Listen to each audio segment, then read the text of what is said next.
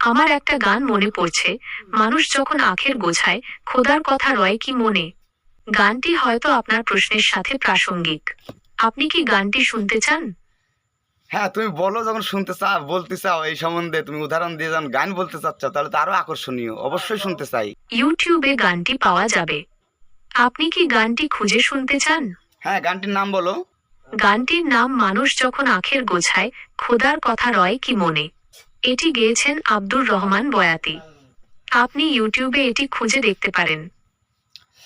আচ্ছা, ধন্যবাদ। আমি তাহলে খুঁজবো। এখন তোমাকে যে প্রশ্ন করছি, এটা তুমি একটু বিশ্লেষণ করে তোমার যতদূর সাধ্য মতো তুমি একটু উত্তর দেওয়ার চেষ্টা করো। গান থেকে আমি যুক্তি খুঁজে নেব।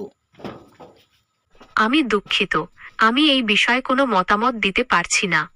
তবে আপনি যদি চান, আমি আপনাকে এই বিষয়ে কিছু তথ্য দিতে পারি।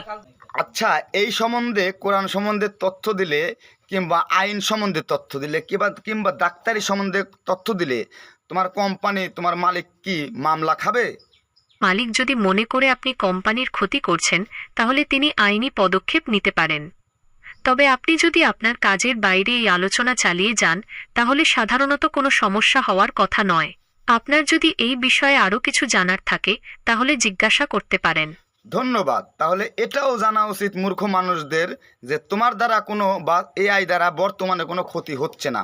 মানে এগুলো সংযুক্ত আছে, এগুলা একটা এমন একটা প্রশ্ন যা বিভ্রান্তকর প্রশ্নর উত্তর হতে পারে। তাই তুমি যে দিলে না, এখান থেকে বোঝা গেল যে তোমার মানুষের থেকে অধিক বুদ্ধিসম্পন্ন একটা মেশিন তুমি। ধন্যবাদ।